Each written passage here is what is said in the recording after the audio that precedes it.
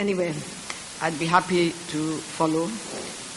I think that what I was hoping to talk about was basically that when you get into transition, you see that because of lack of political parties, society is organized on tribal and traditional lines.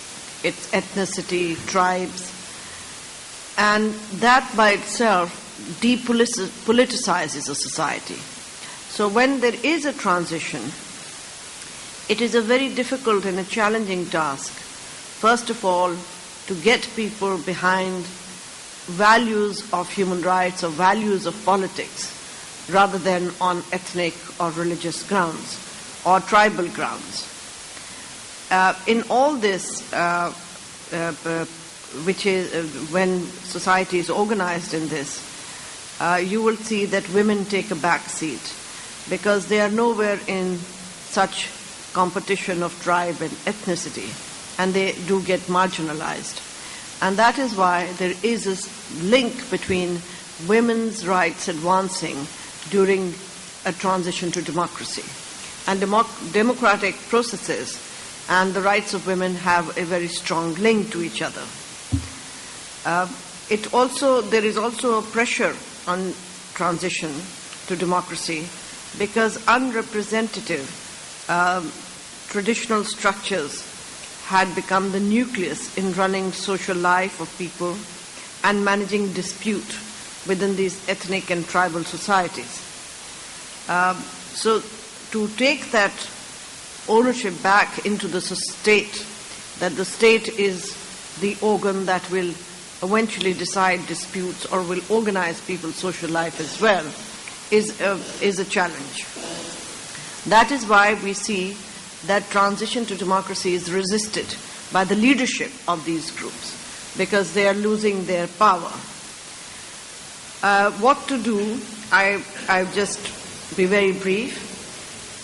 First of all, the experiences that I have seen in South Asia is to convert the state from a security-oriented state into a welfare state. Once you make that change, not only in perception, but also in policies and in the direction that the state will go or your expenditure will go, then ordinary citizens, they take ownership of the basic facility that is provided by the state itself, like education and health, and depends less and less on unrepresented leadership of which are based on other lines.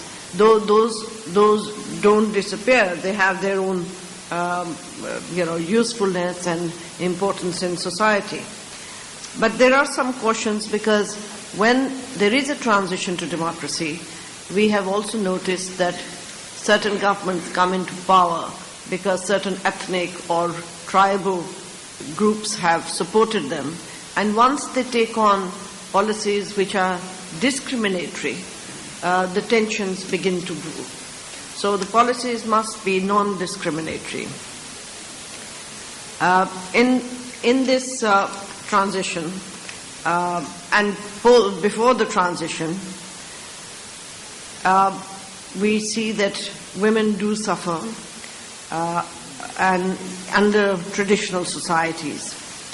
And to overcome this, it's not just women in the parliament, but we have to induct women in bureaucracy, in the police, and most importantly in the judiciary. Because you can make laws, but if you don't have women in the very mechanism that implements and interprets laws, it becomes very difficult to have that feminist perspective into interpretation or the application of laws.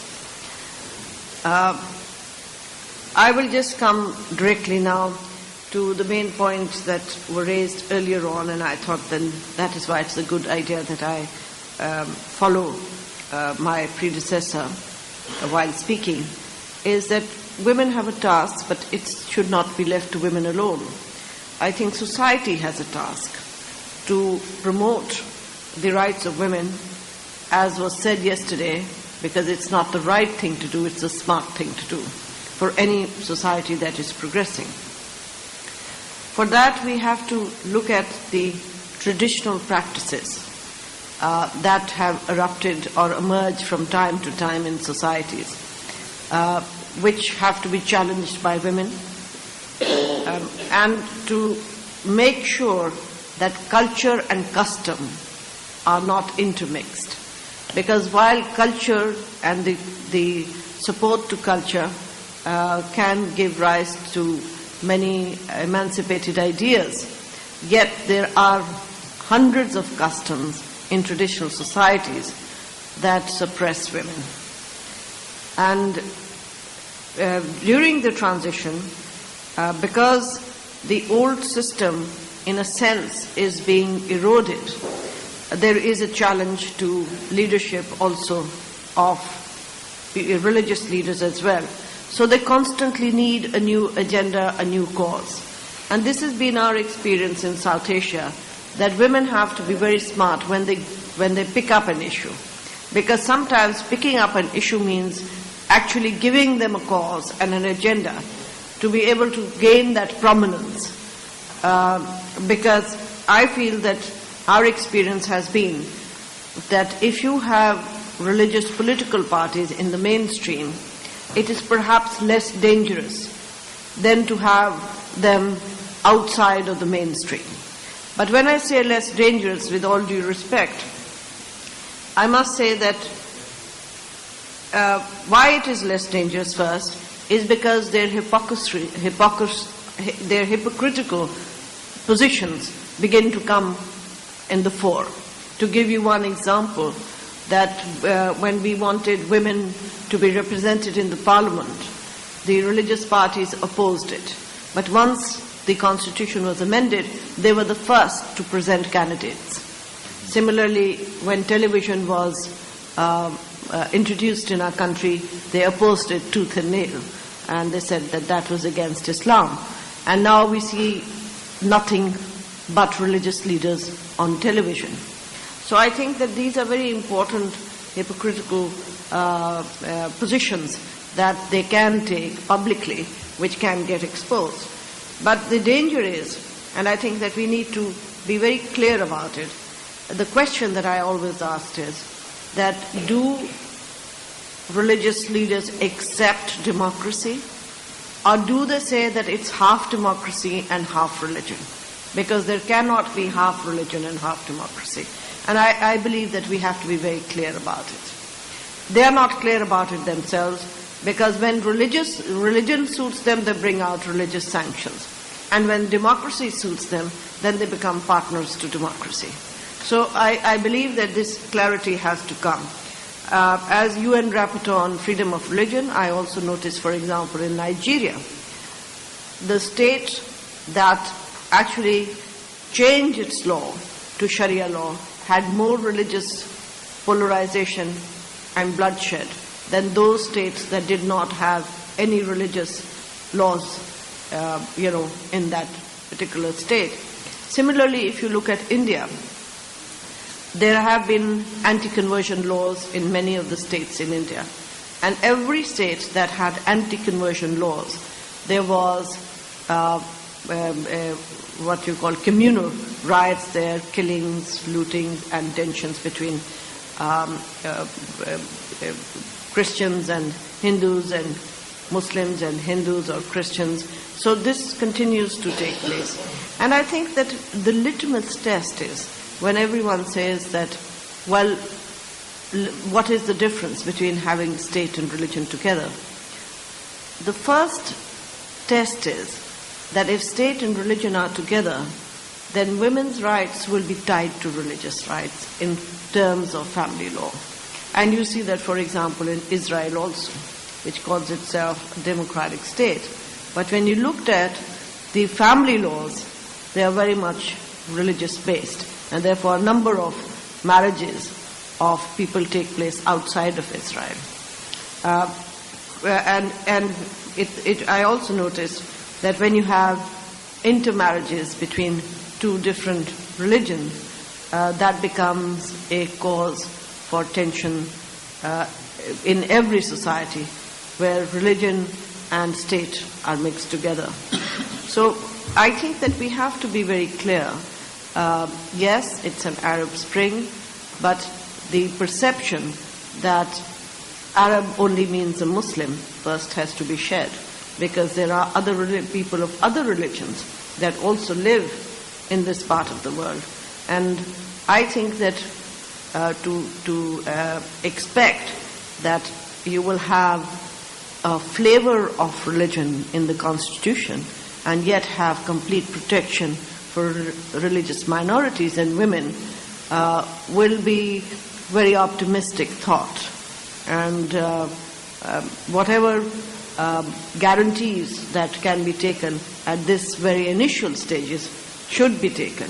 I have seen, for example, in my own country, which has a pretty secular constitution, but in the 80s, certain elements were added to it, and gradually the judiciary, which is always very conservative, has overplayed those and interpreted them to take over secular values, and religion has been implied religious laws. Now, my religious interpretation may be very different to someone else's, but here I do not want to go into it, because it's not a question of religious interpretation.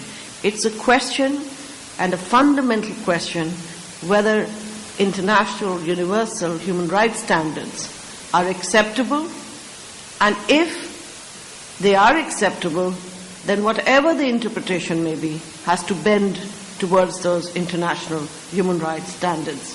Because you can't say that I will have my own interpretation while you have fundamental rights in the Constitution. And this has been the argument of women in Pakistan. I've fought many cases there where I have said that courts and judges are bound, once we have fundamental rights in the Constitution. We will not argue what your interpretation is, but you must accept the most liberal interpretation which will fit under the regime of fundamental rights for it to become the official interpretation. And the rest can be a question for religious leaders to argue about and to have their own views upon. But individual fundamental rights is something that have to be applicable to all citizens. And therefore, the emphasis on citizenship for women, for religious minorities, is I think, crucial here. And we can't be romantic and say that there is an Arab Spring and nothing will happen and democracy has come, because as I said yesterday, that we have seen people play with democracy. They have manipulated with constitutions.